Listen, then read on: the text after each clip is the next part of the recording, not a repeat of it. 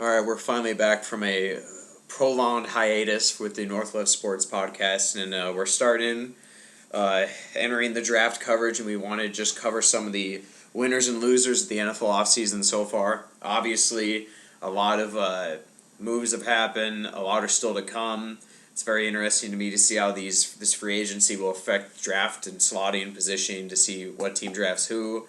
There are still some veterans out there to make their decision on where they like to play, and we'll mention a few of them at the end as some key guys to look at who could have surprising years in a one-year contract type role. But starting off, let's start this off on a positive note. And Kyle Smith, when you think of what team is looking the best out of free agency so far, who looks golden entering the NFL draft, and you can kind of really put the pieces together and build a team for the upcoming season and make a run at the Lombardi Trophy, what teams first pop in your head of, like, so-and-so is making great moves, they're on their way to challenging for the title? If I had to go off and say, especially for the immediate impact of this year, I'm going to go ahead and say the Denver Broncos. I love what they've done this year. I think that they've solidified a lot of the positions that they've lacked.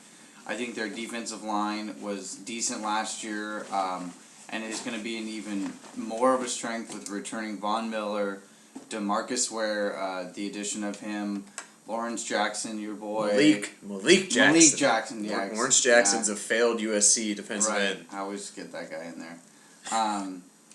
And Wolf.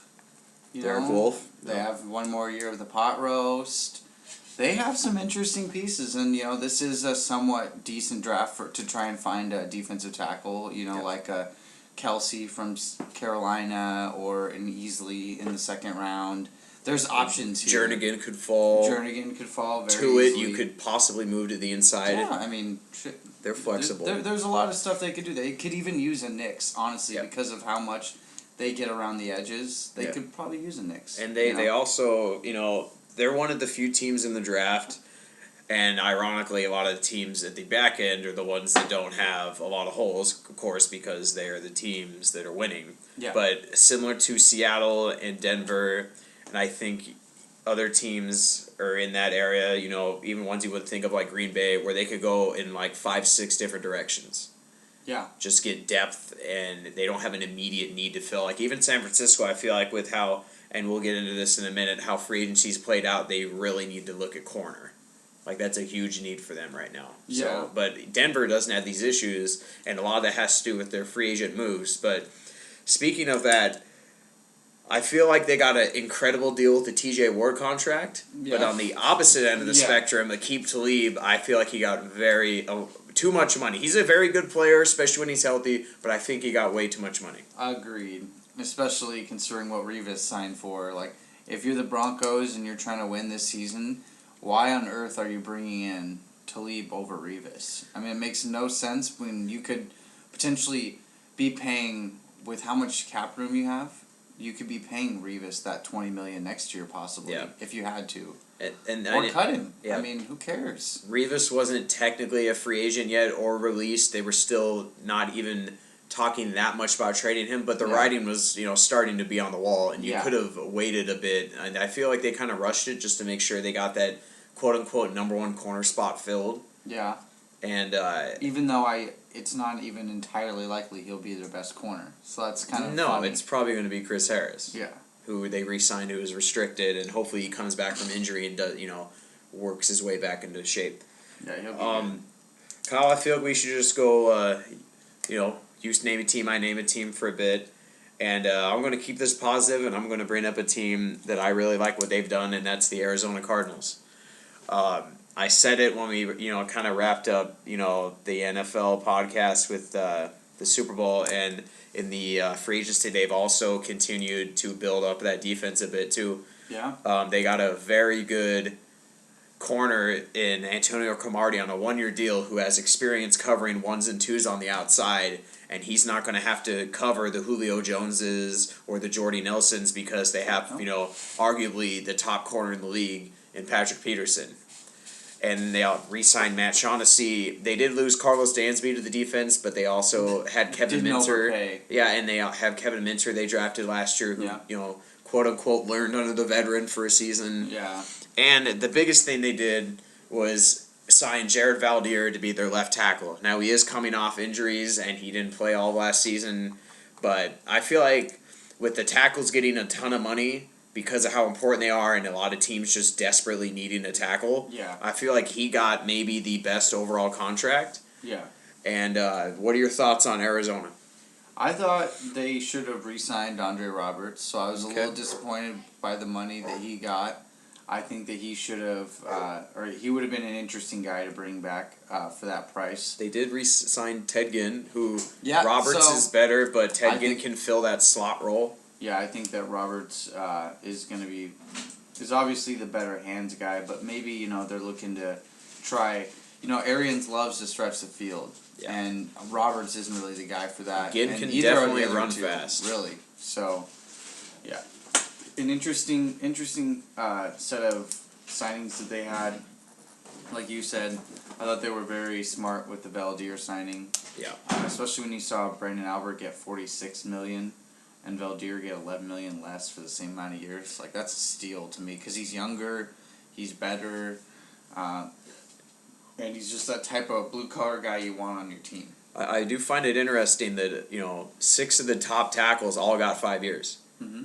Monroe, Valdir, Albert, Collins, Saffold, and Zach Streif for New Orleans re-signed for 5 years. Yeah. So that's just interesting trend. New Orleans has been really good at that. I mean, they had Brown that they extended for a long time, and then they pretty much cut him for nothing, and the Redskins picked him up. And he didn't work out. Bushrod, they didn't actually pay. He got away to Chicago, but they've had good success with left tackles over there. And one thing to keep in mind with New Orleans, New England, Denver, and potentially Seattle in the future, when you have these quarterbacks that are extremely accurate, have very quick releases, and make quick decisions, it helps your offensive line, makes them look maybe better than they are. Oh, yeah. Especially in passing. They're not helping them in the running game. But I was going to say, especially because you see the teams like the Saints and the Patriots pay their guards. Yep. I mean, they let... Logan Mankins got paid, and then New Orleans, they had 2 all-pro guards and picked one. Yeah, they let Knicks go. And they kept Evans. Yeah, and then they also brought in Grubbs. Yeah. So... And then look at Baltimore. Yeah, Yonda. Yep, and they're paying him, and he's very good. Yeah, he was kind of a little disappointing last year, but so much. That whole offensive line just fell in the toilet last year. Which is so crazy, but yeah. And then Green Bay, they also paid Josh Sitton. Yeah, he's good. Very good. He's really good. But this another team that I thought just killed free agency and did a really good job of plugging holes, and Josh laughed at me a little bit for this, but I really liked what the Vikings went out and did. I mean, this is a team that's got a new offensive coordinator, new head coach. They're going to be running the same scheme that they already ran before. I think that they overpaid their defensive end a little bit. But, I mean, that's the type of guy that you have to pay when he's still that young because you drafted him so young. I wasn't overly surprised by the amount of money they gave him, and that's always decent. I would have hoped they got that 6th year in there, but they didn't. It was a 5-year deal for $42 million. And for any of you wondering who I'm talking about, that's Everson Griffin. I like the Linval Joseph signing. I thought that $6 million for a 25-year-old defensive tackle that plugs holes when you just drafted a quick twitch 3 technique type that penetrates and gets off the field, and Sharif Floyd, that you're giving yourself a good opportunity to do what you need to accomplish schematically. And I think that there's a little bit of wiggle room in this draft. They did give up a lot for Patterson last year, so their options are a little bit more limited than I'm sure they would like. They still have a top 10 pick, though. Yeah, and that's the most important thing.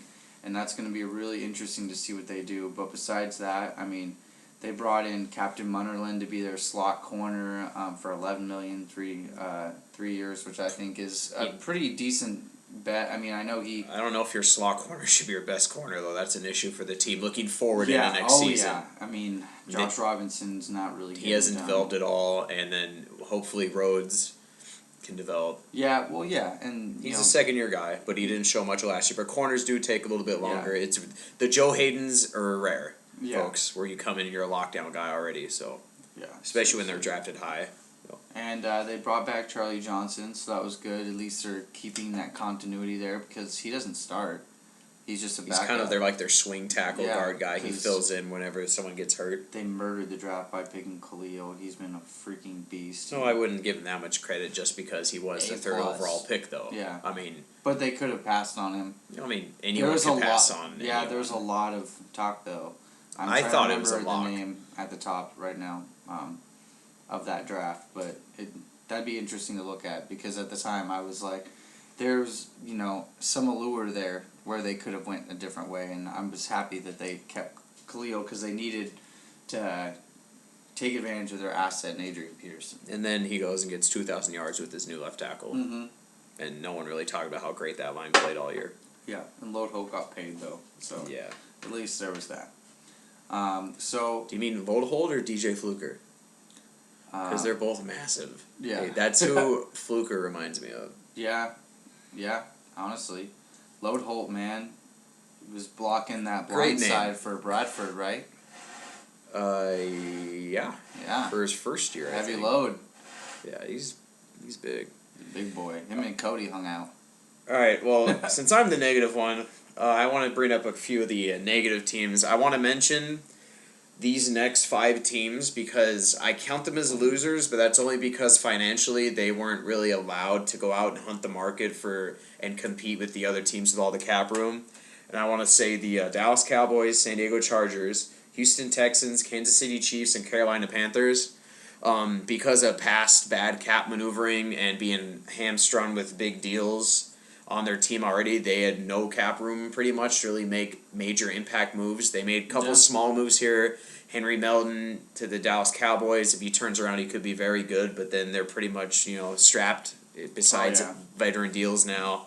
San Diego didn't really do much. For some reason, the one kind of major move they made was to sign a running back when we have no corners, so that's interesting. But at least you're not willing to pay a position where you don't like what you see. Yeah, and I'm just a little... And you pay Butler a lot, so it's not like...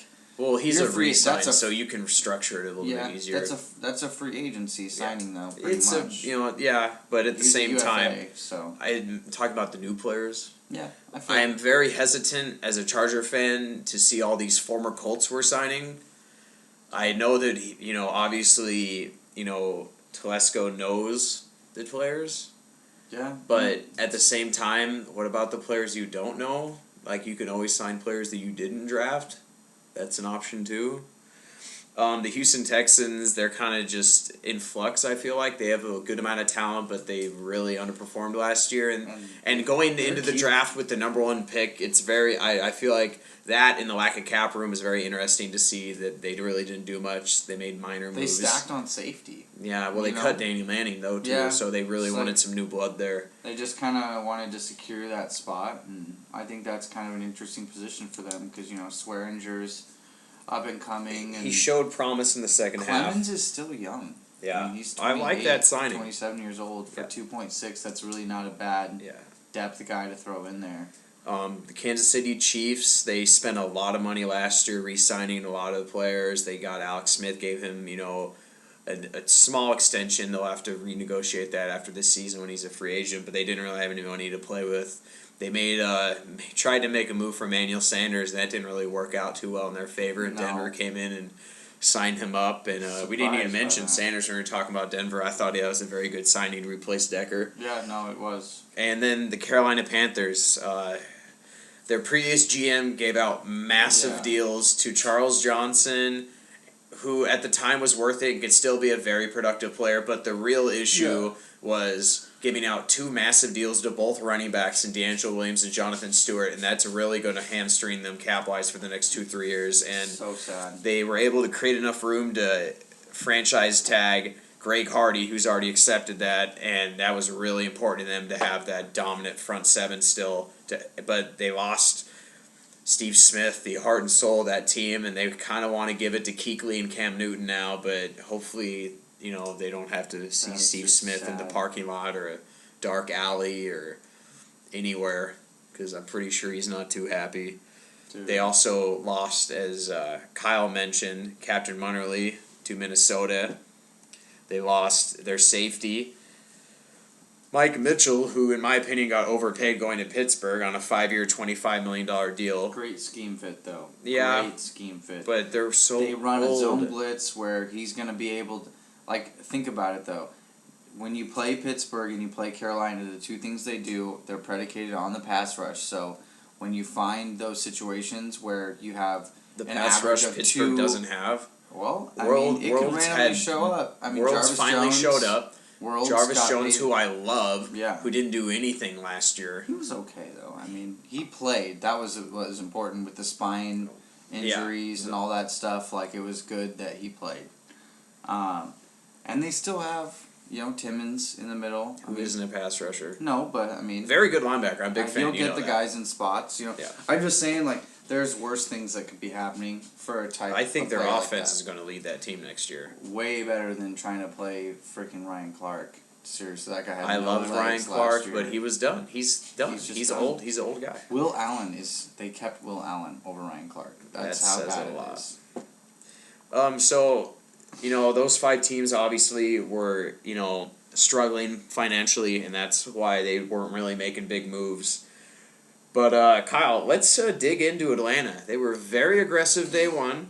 They had needs on their team on both sides of the football in terms of offensive line, defensive line.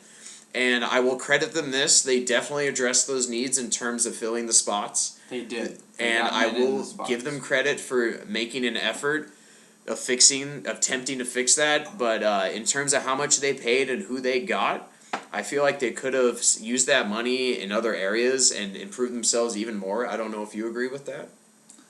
I do agree with that. I do not understand this Solai thing at all.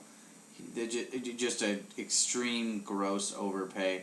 I didn't hate the John Asamoah signing. I thought it was a little bit of an overpay, but it really wasn't anything that was just disastrous. I will say that it was weird that they gave him more money than Jeff Schwartz got from the Giants when Schwartz beat out John for the starting job in Kansas City. So the starter got more money, that got less money than the backup. Right. Which is strange. Well, but they're both good. So Schwartz was platooning a lot too, and it was kind of an injury situation over there in Kansas City. So it's kind of interesting the way they tried to use both guys there. But I was a little bit surprised by that, But it was $4 million bones, and actually, one's a 4-year 17, the other's a 5-year 22. So pretty much the same deal, just an extra year tagged on. Which could be good for the Falcons, although they'll probably just cut him anyways. But yeah, I like the Devin Hester signing. I think that they lost a little something when Eric Weems left for Chicago. Yeah. Even though he wasn't like an extremely dangerous returner, it's kind of ironic that they swapped returners, and I'd say Atlanta probably got the better end of that deal. We'll see, though. Yeah, I mean, we're not going to see Devin Hester as a wide receiver. We all love Dante Hall, and then he just disappeared off the face of the earth. Yeah, that's true. But Hester's the best of all time. So, although I bet Dion could probably make him sweat. Hey, don't forget about Desmond Howard. Yeah, that's true. Shorter prime, though, I feel like. Of course. But still, you're right. It was mega elite. Tim Dwight. But the Ravens, they had a great offseason. I completely agree. And once again, Ozzie Newsome murders life. Yeah. And is just great at everything. Quote the Raven forevermore. Yeah. If Ozzie Newsome's involved. I would like to say that Steve Smith to Baltimore on a 3-year, $11 million deal might be the perfect player-to-team fit of all time. Since Anquan Bolden, pretty much. For Baltimore, yeah. I mean, and then, good job seeing your mistake in a way of letting Bolden go and fixing it by getting another hard-nosed third-down possession receiver in Steve Smith to go along with Pitta, and hopefully Torrey Smith can finally step up and be more than just a burner type for the most part. I mean, Ozzie Newsome kills it. Yeah, and his long speed may be shot, but his quick burst and his physicality off the line are going to be traits that always get him open in short space. If I was the offensive coordinator in Baltimore, or the head coach Harbaugh, I would just put Smith in the slot every play pretty much. I would too, with the exception of running on the outside, using Jacoby Jones to stretch out a safety, and then just letting Smith rake a 10-yard in. Well, You know what I mean? yeah, but at the same time, you can have double, the same play almost, and just do Jones right next to him instead of Torrey Smith. It'd be interesting to see how they do it, but I could see him. Of course, he has both. to stay healthy. He's always played on the outside, but he's always slided in too. So he's got scheme versatility, and I'm pretty sure that they're gonna want to take advantage of that. If he can stay healthy, that's an incredible signing. Who did they sign as their offensive coordinator this year? I don't know. It's probably someone. Caldwell left. Kubiak. Really? Yeah. Oh, that's right. That's iffy. So they got the zone blocking scheme this year. So, hey, fantasy owners, Steve Smith is Kevin Walter with sunburst. With heart? Yeah. Fantasy owners, Bernard Pierce will be better than Ray Rice. Because he won't be punching his wife, probably. Jeez. Pierce was horrible last year, though. What about the Eugene Monroe signing? They got fair market value for him. I feel like he was him and Valdir were my top two tackles, and they both got less than Brandon Albert. So I feel like, good job there. Yeah, they lost Ower, so they made Is that really a loss? He hasn't been that good since his rookie year. I mean, he's been, a starter, but he wasn't what people were expecting. It seemed like he kind of doesn't have the tenacity. Right. I feel like he's replaceable. Yeah. And they could draft a guy in the second round and put him at right. They'll probably find a guy in the 6th. Yeah, of course, because Audie Newsom's involved. But Daryl Smith, though, decent re-sign. Although he's a 4 little older years, of a player, yeah. Seemed like a stretch. I always feel like Ozzie gives himself outs, though, in contracts. So seeing a 4-year deal like that doesn't really, do much for me. Yeah, at least it's not 7. Yeah. For, 51. Or 7 for whatever we paid our kicker. Dude, kickers got paid this offseason, by the way. They're getting more money than running backs. Yeah, seriously. And speaking of running backs, how's that for a segue? Let's talk about the Cleveland Browns. They made a lot of very interesting moves. I feel like they overpaid a few players, but actually got some bargains on the other end, too. Yeah. I don't really... They kind of made the first impact decision, and they cut DeQuil Jackson, which I found strange. I found to be a little strange. And then they gave pretty much more money than they would have owed DeQuil Jackson for Carlos Dansby, who no one wanted last season, had an incredible year in Arizona, and now he gets 4 years, $24 million. Yeah.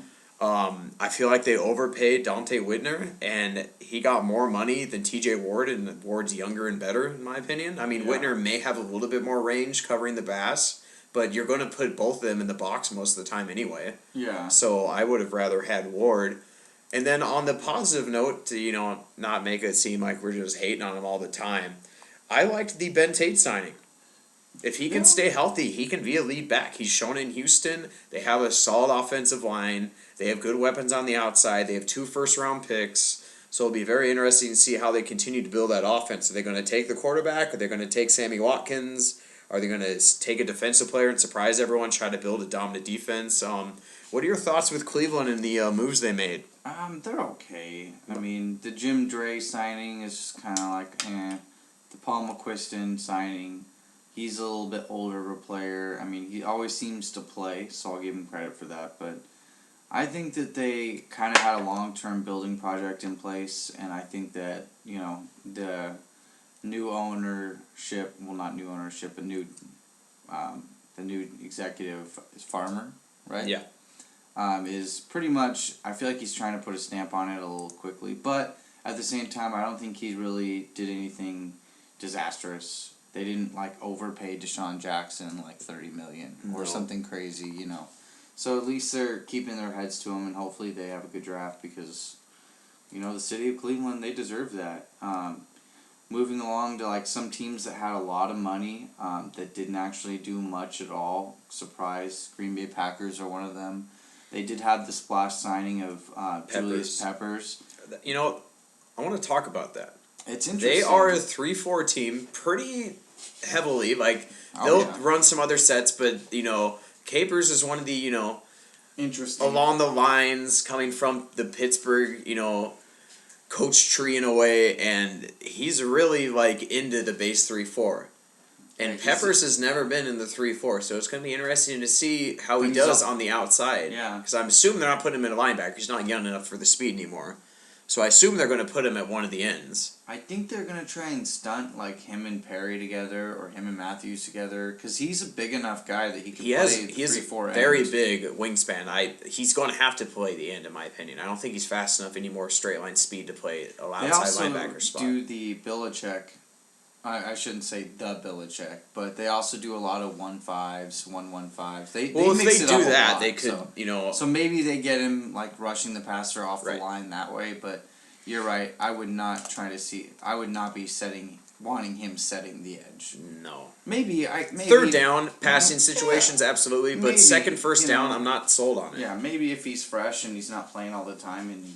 The last time but you're paying him, so the last time Peppers felt disrespected by his team that let him go, he went to Chicago and had his best year of all time. Yeah, 3 straight 10-sack seasons. So and not he was, bad at all. I believe, very in the discussion for Defensive Player of the Year that first year in Chicago, and it was warranted. He was fantastic, but they re-signed B.J. Raji, and I didn't like that they didn't re-sign James Jones for that price. Yeah, I don't know. It was very cheap. James Jones got a fantastic deal on Oakland's end. Yeah. And they had money. Why not just re-sign him? They overpaid Shields. Yeah, they re-signed Mike Neal, and I actually like that deal. I mean, 2 years, $8 million is a little bit much, but I like what I've seen from Mike Neal. I didn't see that Dietrich Smith had signed with Tampa Bay. Yeah, so they have another hole there. 4 years, 16, 12, something like that. Damn. Yeah, Sam Shields got 4 years, $39 million, and there are, in my opinion, better players below him. They've got way less, but he is young, so who knows? I just don't feel like he got paid, in my opinion, like a fringe number 1 corner that can defend number 1 receivers. I don't think he can do it. So that was my concern with it. Yeah, but I feel like they're getting out of the Tramon Williams contract next year, so maybe that's why they overpaid him. But still, who's covering the big, tall receivers, you know? He's small, but... Yeah, he still was fucking good. He's good, yeah, but... He was good. I liked it. Brandon Flowers lost it pretty quick. Yeah. In terms of guarding, number 1s. Yeah. Hayward's in, his second year, though? He'll be his third next season. Third, yeah. Yes. So, it's just interesting to see that Green Bay finally had some... Good cornerback class, though. Yeah, yeah, absolutely. They also need safety, though, and they need offensive line, and they have some holes. Yeah, but they lost Newhouse, which I was surprised. He only signed for, $800,000. Yeah. This is a team that loves the, June veteran 1-year signings. Yeah. So, they could be an option for Champ or something like that. They could be options for Terrell Thomas, Asante Samuel. So, they have, things they could do to, strengthen what they're trying to do. So, Now, I know you were a fan of the offseason of... Who was it right in here? Well, I guess I just lost it. Detroit? Because that's what I was going to say, Detroit. Love almost everything Detroit's done this offseason. It was a good for a team that didn't have a lot of money either. They found a way to make it work, and I just want to say that Golden Tate he could challenge for 80 catches, 85 next to Megatron. He's going to get one-on-one all day. Oh yeah. And he's a very good receiver, incredible hands, and if he stays on the field and they feature him a bit, he could have a monster year. Yeah, and I was sad to see Willie Young go for that cheap of a price too. Very good pickup for Chicago, who we haven't talked about yet. But we can maybe talk about them after Detroit. Yeah, they had an interesting deal, but I was surprised they couldn't come up with a $3 million. Maybe to they sign just a 27-year-old guy. If you let Willie Young go, but now you have Ezekiel Ansah, who they just maybe feel like they can just slot into that playing time. Yeah, I thought maybe he'll start next year. I don't know. I thought they were playing opposite each other, so maybe that's something that they're gonna address in the draft. They do have a high pick, but I don't see them getting the prospect they want in the top 10 for that position. Right. But I was interested to see them re-sign Kevin Ogletree as opposed to trying to work something out with Nate Burleson.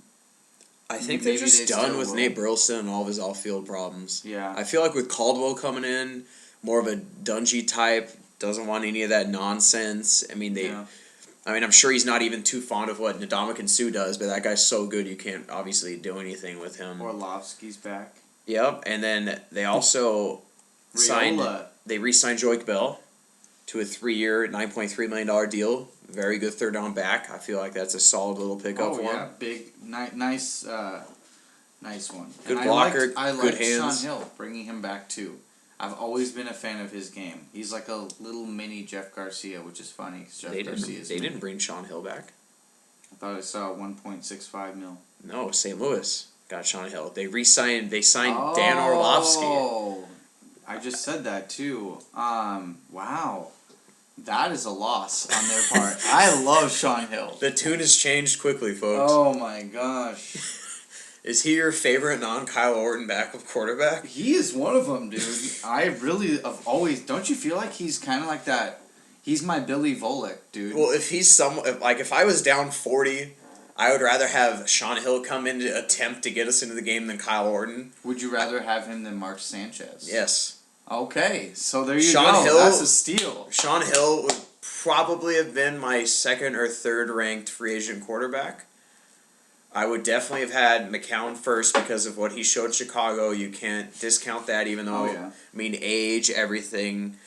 And Michael Vick probably would have been 2 or 3 with a Sean Hill there. And, I feel like Tavares is a very good backup quarterback. And obviously the quarterback class is a joke because everyone re-signs their quarterback if they're any good for obvious reasons. Yeah.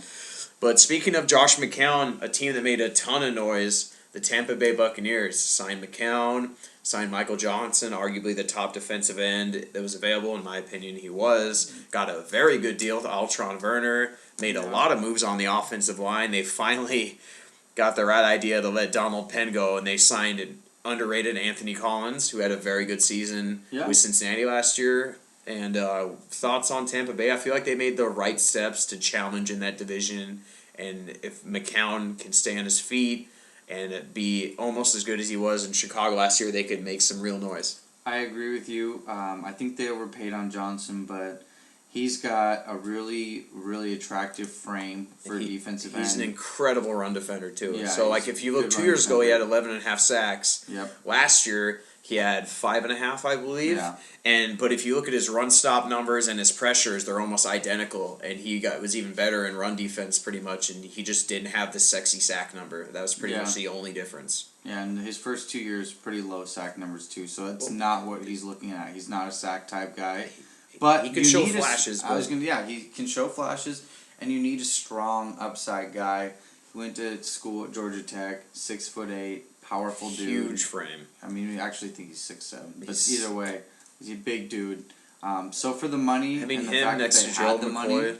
money, yeah, fantastic. And I also love the signing of Clinton McDonald. Yeah, I feel like he could be very good too. Yeah, so you get max production out of him. Yeah, they signed him to 4, but pretty much all the guarantees are in the first 2, so you pretty much get cut after that, which is good for him and the team because if he performs, he can ask for extension. He can opt out and kind of just complain, and they'll give him an extension. And if he's bad, they can just cut their losses. And I really think he'll be very good in that defensive line rotation they're working on with Johnson and McCoy, who are going to play every down, obviously. And they have Adrian Claiborne and Daquan Bowers, who plays a little bit. Obviously, the injuries never, matched what he showed at Clemson. But so some interesting things that I also like that they did.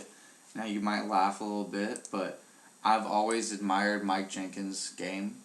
As a cheap signing for a cornerback, I think that he offers a lot of physicality.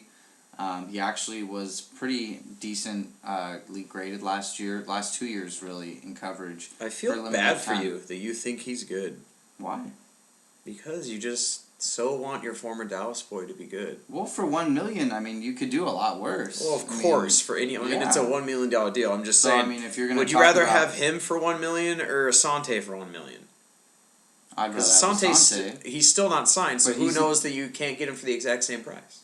I think that's absolutely absurd to assume that you're going to get a guy who made $10 million last year. Didn't we just make the same argument in a different spectrum about Aqib Talib and Darrell Rivas, who wasn't available technically at the time? I said in a different spectrum. That's way different. No, it's not. It's the same thing. You're waiting to sign one player because you think someone else will be better. $57 million deal. The other signed a 1 year, $12 million deal. Yeah, but the writing was on the wall. He's going to be available, and obviously he wants to win.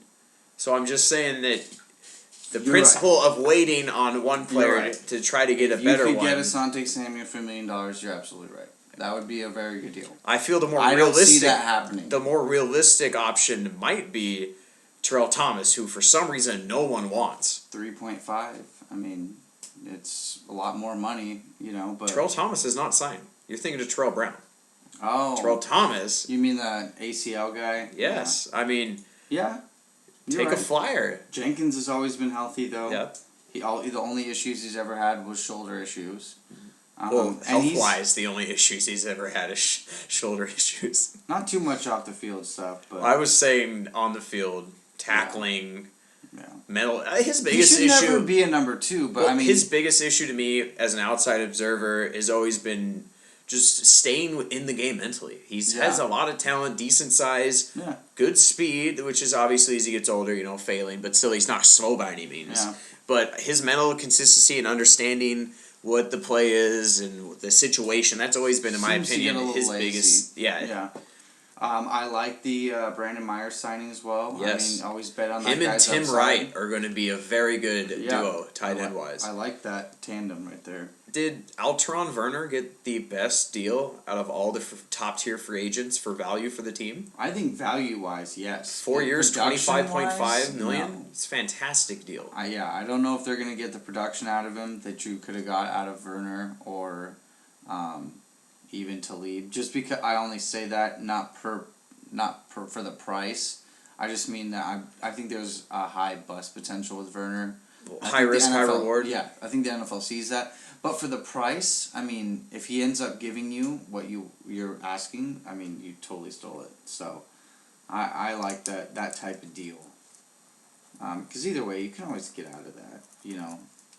They have some nice safeties over there. Goldson, Barron running around. I like the capabilities that kind of presents for taking it easy on the corners. Yeah, I'm very worried about their linebackers, but at the same time, where do they pick in the draft, Kyle Smith? They pick at the 6th pick. 7th, right behind the Falcons. And if they get Khalil Mack, all those concerns are immediately gone. I don't think he'll be there. I think there's no way Atlanta lets him go by. But, I mean... That would be amazing. That could be incredible for that team and that defense. Who do you think they would go with in the draft then? If Mack is gone? If Mack is gone, Robinson's gone. Is Sammy Watkins gone? Sammy Watkins is... Is he gone to Cleveland at 4? No, because they're going to draft, in this scenario, they're going to draft a QB. Okay. And St. Louis drafted Clowney. There's no way they Houston, don't draft Robinson. I know, but Houston took Bridgewater. I mean, this is... Or a QB. Yeah, or a QB. Or the opposite way, Right. Either way, I think they would... If Watkins was there, he's the pick. But I expect Watkins to be gone, and I think Mike Evans... They're picking him, and they're going to try to emulate the Chicago thing. You've heard this on ESPN if you've watched, where heard it. Mike Evans and Vincent Jackson will attempt to be Jeffrey and Brandon Marshall. I could see that, and I could see it working too. They have a decent enough running back and running attack that they could, conceivably make that work. Allen showed a lot, against Seattle. And so maybe getting him healthy back with Martin, who was kind of disappointing. But Martin missed all year. Yeah, but even when he played, he was underwhelming. But still. He's also coming off an incredible rookie season. So, right. I mean... It's hit or miss with him. We really don't know. I like Doug Martin. But, so was there anybody else in this free agency that kind of... Let's talk about... Let's move away from the team specifically and talk about some of the deals I want to you found or you got. I want to do a quick fire team things really quick, and then a lot of this stuff's going to might even get double covered because that's what we do. I'm just going to run through some of these really quick and call it good. Rivas, we mentioned him to the Patriots, but they also restructured Vince Wilfork. That defense could be really good because they draft very well. I know everyone likes to talk about the fact they can't draft corners, but you just signed Rivas, so everything else could come into play. And Chandler Jones just waiting to have some random 16 sack year. Yeah. I feel like. Dennard actually was decent until he just I had love all those McCourty legal at safety. issues. Yeah. I love him at safety. Chicago made some good moves. We mentioned Willie Young. They signed Lamar Houston, who I love. Yeah. They signed Jared Allen, so they're really trying to rebuild that defensive line. Dude, so. if this was 2 years ago, if you could have told me I would have had Lamar Houston, Jared Allen, Jay Ratliff, Willie Young, I would have been happy. Dude, yeah. But still, I really like Lamar Houston. I think he's going to be very good at setting the edge of the strong side in that 4-3. And I've also heard potential rumors they could move him into that 2-3 technique in that cover that's the two. best spot for him personally. It could be with the money he got. That could be a value too if he produces. I love what Miami did in terms of just re-signing their own players, and they didn't really overpay for anyone. No, they Brent actually. Grimes 4-32, great deal. Love the Randy Starks deal too at 2-12. Yeah. $6 million a year is a lot, but it's only 2 years. So, I mean, even Why if do you it doesn't care? work out, it's Yeah. not a big deal. It's like 1 year deals in baseball. It's not a huge thing. And Indianapolis, I feel like they overpaid for Arthur Jones a bit, but the 1 year Yeah. flyer on Hakeem Nicks could be interesting. Yeah, no, I really like that. And until we move on to the players, that's pretty much all I got. I will say that Seattle, they had some money. I hope they're not trying to outsmart themselves by just trying to continually find the veteran pickups. Obviously, they re-signed Michael Bennett, which is huge, but they lost some of their depth. They lost Tate. Obviously, they draft very well, so hopefully they'll be able to fill those spots. But I do just get concerned when teams have money and they win and they don't at least sign a couple random deals. I know they made runs at Allen and Melton, which would have been both very good pickups. I thought Allen would have been a little bit better of a fit because he could have been a situational pass rush guy and basically replaced Clemens but been better. But I will say I expect them to sign Jermichael Finley still. I think they're just waiting for his price to come down. I feel like that'd be a very good fit. They signed 2 guards in free agency, 3 guards in free agency. So, I mean, they clearly have a plan. And an interesting name that the Seahawks picked up, Taylor Price. That's interesting. I always was a fan. Because everyone thought he could be good and he hasn't been? Yeah. I mean... Well, I just mean, why are you giving this guy a shot, if nothing? So it's just interesting, We have to mention the Redskins, and I know you don't want to, but they made many moves. They made a lot of moves. I really like what they did. I mean, they had money for the first time. They didn't egregiously overpay anyone like an Adam Archuleta who was clearly done, and they just gave way too much money to that guy. I think they did for Hatcher. I'm not even joking. You've hated... I like Hatcher more than you do. He had for stingers bad last year. And he also was not getting rested at all because of how bad your line was. I mean, he got rested when he was hurt. Yeah. But in terms of just rotational things, I feel like if he gets a little bit more breaks, if he gets rested more, that should fix that. I like the Deshaun Jackson deal. I thought that was fair value for him. And I like just how good that offense could be with the weapons if RG3 bounces back, where you have Deshaun, Pierre Garçon, who's a legit number 1 almost, pretty much. That dude's fantastic. Yeah, I feel like Jordan Reed really came into his own. Alfred Morris is solid. The offensive line is okay. Trent Williams, fantastic on the left side. Hopefully they can draft, someone on the right. Yeah. I mean, Williams, depending on the year, though, he's like that guy who could randomly just be like, I'm not playing this year. But either way, I think Deshaun Jackson is interesting. I think his numbers are going to go way down. But he'll still be very valuable. But he'll be valuable to the offense. Right. Henry Melton. Fantasy value? No. But is he going to give you the actual offense value? I believe so. As a Cowboy fan, if hypothetically you could have them in equal money, who would you rather have, Melton or Hatcher? I'd rather have Melton. Really? I'd rather bet on the 1 year upside and then cut him. I'm saying even money.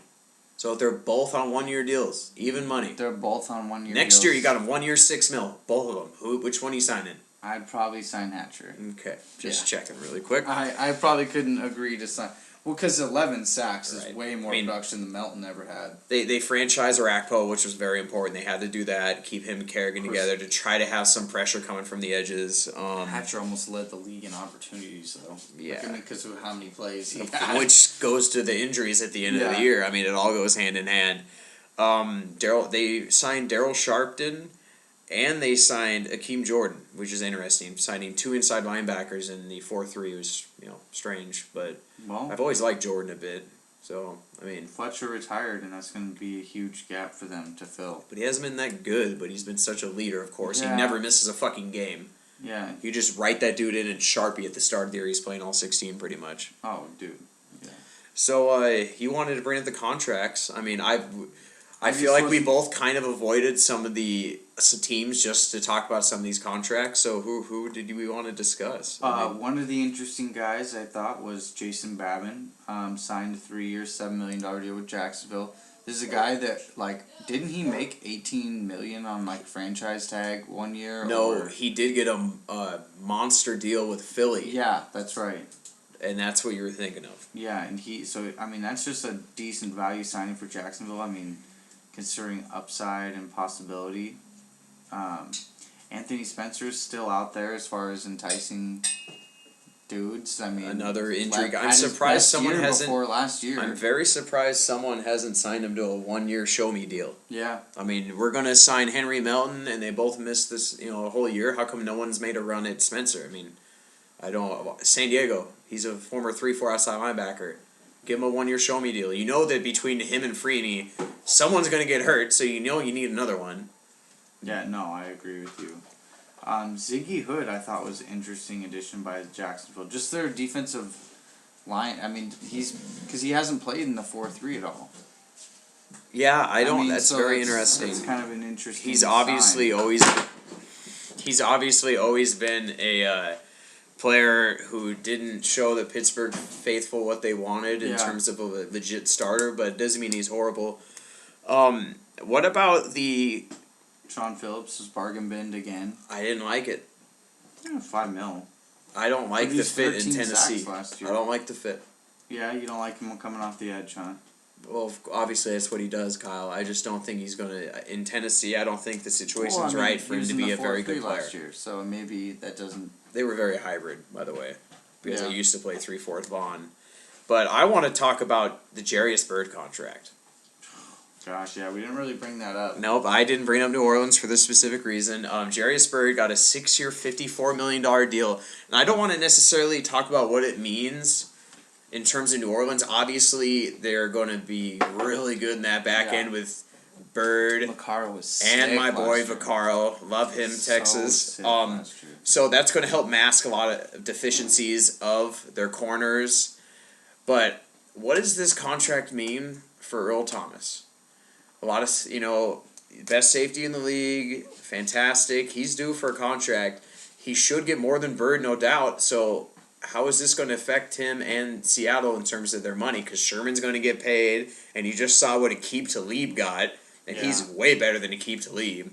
And then you still got Russell, and I don't care what what discount you think he's taking. You know he's getting at least 15, 16, 17. Yeah, he's got to take that much. So I think that it means that Thomas is going to get probably around the same. I don't think he's 6 and 60. Yeah, well, I don't even. Yeah, maybe. I don't know if he's. That's only $6 million more. So yeah, I don't know if he's the type of guy who's going to demand a ton, but he's definitely going to want to be paid in the top 3 of his position.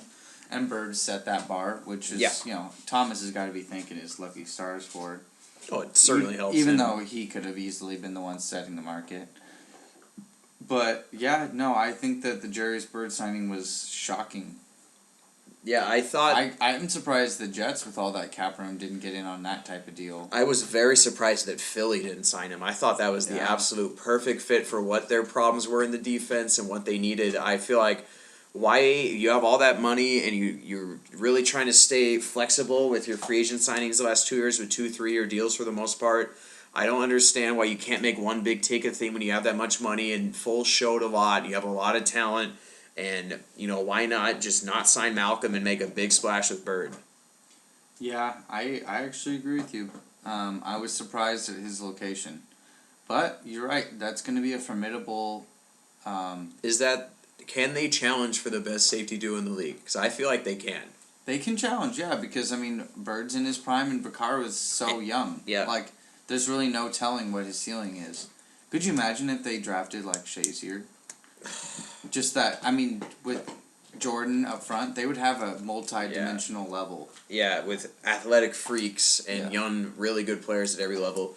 Quarterbacks but... Now, does anyone come close to challenging for either the top two spots? Now, I understand we're months out, but Seattle clearly should be favored number one for safety duo. And New Orleans, I mean, it's possible. I mean, if you're going to... Barron hasn't shown what I expected, and Goldston was a little underwhelming. Yeah. What about, I mean, San Francisco's interesting. Here's another contract and name we didn't bring up, Antoine Bethea. They let Whitner go, and they signed Bethea to a much cheaper deal. Saved $7 million. They're both 4-year contracts where Whitner got 28 and Bethea got 21. I mean, Bethea next to Eric Reed, who showed a lot of promise last year. Probably, 4 concussions. Yeah, but at the same time, he was laying people out, and probably why he had those concussions. But there's really not much of a tandem that can mess with that. Yeah, they're definitely on their own tier if you're into the fantasy football tiers of running backs and quarterbacks and receivers. We shouldn't throw the Palomalu Mike Mitchell combo out there. No, we shouldn't. They're definitely not up for discussion. The Ravens, though, they have Matt Elam. Yeah, they have some hard-hitting guys. Well, Edebo left. Oh, he did he? Yeah, he went to Detroit. Another very good signing by the Detroit Lions. I'm considering just saying right now. I'll just say right now, the Lions will make the playoffs. All right, they're going to win a wild card spot. When they did a couple years ago. Yep, I feel like that they have the pieces necessary, and with that 10th overall pick, they can add a corner, or they can add a safety, or they can add a lineman. Like they can go a lot of ways. They're a team that could, and I feel like they should trade down so they can draft one of those corners at, I agree. in 17, 18, 19, 20 spot instead of the 10, because, a lot of the draft folk are saying the corner's deep but not top heavy. Yeah. So you want to get your corner in like the 25 to 35, 45 range as opposed to 10. Yeah. So, I mean, I don't know who they could, trade down with off the top of my head. Maybe they wanted... would be such a good fit. Local kid. Denard, but he also isn't even, a top 3 corner in a lot of people's minds, including both of ours. Traded back. Yeah. I mean, maybe San Francisco, if they want to go that far back, is just in love with someone and they can get some of their ton of picks. They could easily do that. They could totally get Barr. That's a reach for Barr now, though. I mean, but for considering, oh my gosh, that would just be disgusting. Is there any contracts else you want to bring up? We didn't talk about the Jets with Michael Vick and Eric Decker. I thought they both got paid fairly. I like the 1-year deal for Vick. Why mess around and give him 2? Yeah, I feel like some of the fans are a little confused as to the direction. I mean, but... Geno Smith isn't good? I don't think he's good. I thought it was decent, but you're right. I wouldn't be, trying to put my pennies in that investment account. But I think that, the Decker deal really wasn't bad. I mean, I didn't have him as the top receiver available even before Deshaun Jackson. I thought Macklin was the best receiver available. I was shocked that he signed a 1-year deal. I was shocked that he's getting mega millions next year. He's good enough to do it. Yeah, he's got the potential. But like a lot of players, stay healthy. Anquan, I thought he got a little bit too much money. 2-year, $12 million. I mean, obviously he's very good at what he does, but I thought he would have gotten less. Especially because the 49ers don't like to pony up. I would definitely rather have Macklin at 5.5 than Bolden at 6. Even with all the injury concerns and everything Bolden brings to your team, there's so much upside with Macklin. Yeah, that's true. Brandon LaFell to New England, 3 years, 11. That was kind of weird. That was really interesting. Yeah. He's not a burner, but he's a lot taller, and they don't usually have the tall receivers. And he's been in the NFL for a while. Yeah. He's been that long developing guy. Everyone's sleeper for a while in fantasy. Yeah. He's one of those types.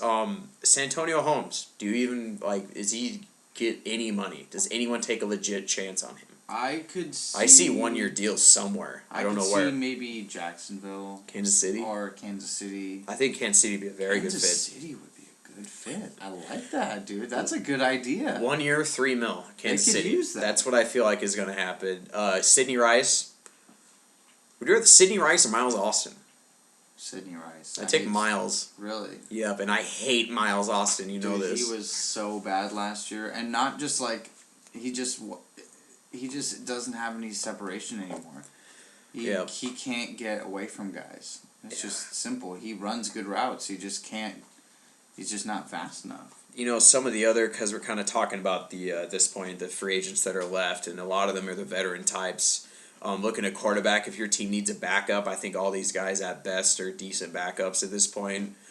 Josh Freeman, I think, are we all done with the Josh Freeman experiment? He's officially irrelevant. I'm done with him. Yeah, he's officially irrelevant. Kevin Cobb, I don't even think he's going to play. Concussion issues. Yeah, I think he's going to retire. Every Seattle fan's favorite, Matt Flynn. Yeah. He's out there. David Garrard, I've always liked him, but I mean, quarterback is pretty much a wasteland at this point. And they're all just random veteran backups. And running back has some interesting names though. Barad Stevens-Howling. He's interesting. Last 2 years, he's been just out of nowhere, hurt. So this is kind of unfortunate. Justin Forsett, always liked that guy. Michael but Bush. Not really sure what he has left in the tank. Yeah, Michael Bush. That was interesting to see him just get cut like that after signing the 4-year deal. Yeah. But we'll see. I mean, he didn't really do much, but I don't think they asked him to do much. So, interesting to see if he'll start eating somewhere. I could see like maybe literally Tampa Bay. eating, right? Yeah. Just like going out to McDonald's, hitting Yeah. TJ Fridays, Right. the happy hour on Friday.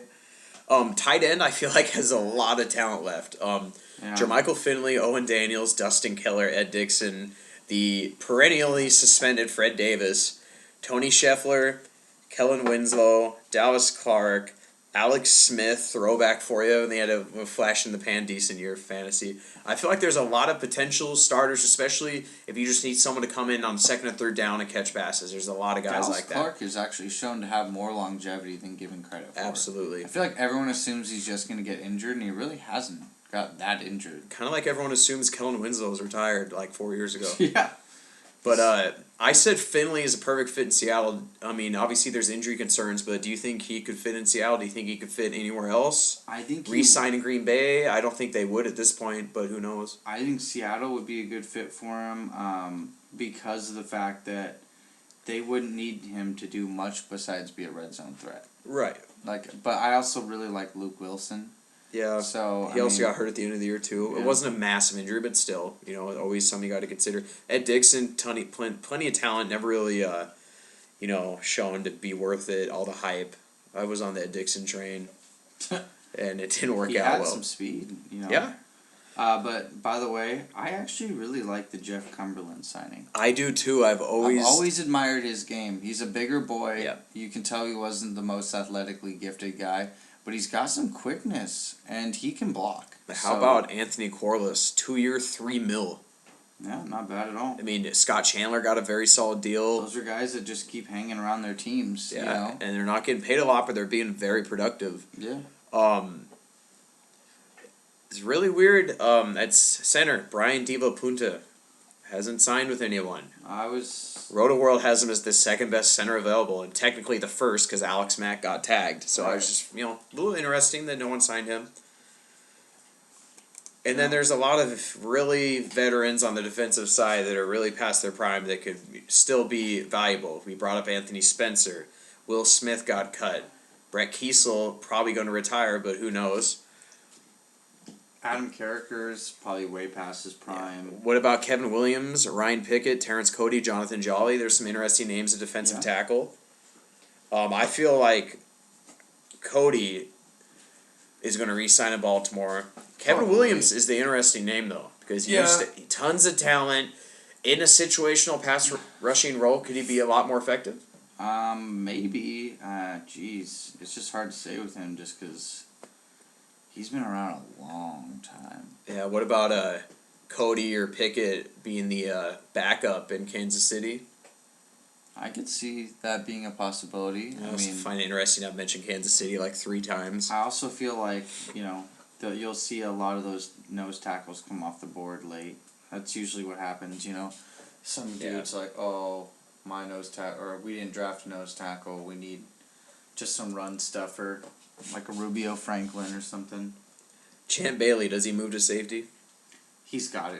I This think has he got to should. be the primary part of the discussion that's happening right now. I feel like he has offers on the table. I know he was in New Orleans a little bit ago with a meeting, of course.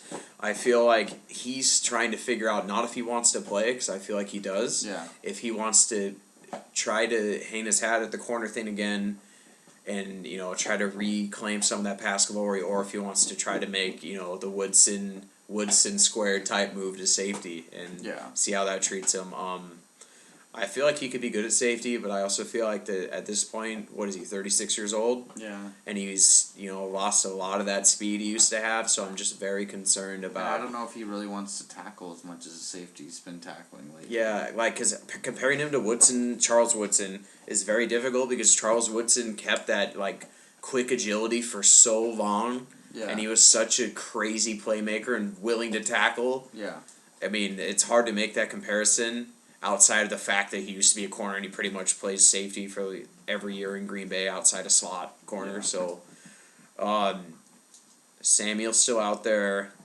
Is he going to go anywhere? I feel like he could be a guy that signs in training camp late. Yeah, you guys could pick him up. San Diego Chargers. I mean, you guys need help. I'd rather have Jabari Greer.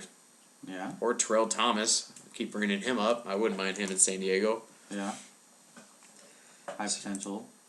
So is there anything that you'd like to add, wrapping up here, about what's happened so far in free agency before we go into draft coverage? I mean, anything on the top of your head that, really surprised you? No. Honestly, I feel like we did a good job recapping it. I think the most interesting thing that is yet to happen in free agency is the Nick Collins thing. I feel like at this point we're kind of down to those types of storylines. Right. I would say that Nick Collins and then the whole umbrella of the injury veteran guys is just where are they going to go, and can they still be a very useful starter? Yeah. Spencer, Nick Collins, who I really want San Diego to sign. A lot of these veteran guys, can they still have it for another year? Thomas Dakud. Quentin Jammer, is he totally done? I think he is, but I mean, who knows? I mean, James Harrison. Is he going to retire, or is he going to try to play again? I would say he's a late addition to the NFL too. I mean, kind of came on like. Abroyo Franklin, are we all done with him? What about Spogaga? Hopefully. I mean, there's just a lot of veteran names out there. Does Dante Robinson get a job? Yes, that's guaranteed he gets a job. So that's us signing off here. Looking ahead, hopefully we'll have NBA playoff preview podcast. San Antonio at this point has won 19 games in a row, and just murdering. I kind of want them to win just so Popovich and Duncan and Ginobili can all just retire at the same time with the title. That'd be crazy. Now that the Sonics don't exist, I don't really have a horse in the race for a favorite team. I love Memphis, but a lot of that has to do with Zebo and Mike Conley. And then NFL draft coverage. And the baseball season just started, and already very interesting things are happening. Clayton Kershaw wants to apparently just give away a Cy Young award and not win. Wants to give it to Adam Wainwright because he's due, apparently. So anything you want to add, Kyle, before we sign off? Stay classy. You stay classy out there.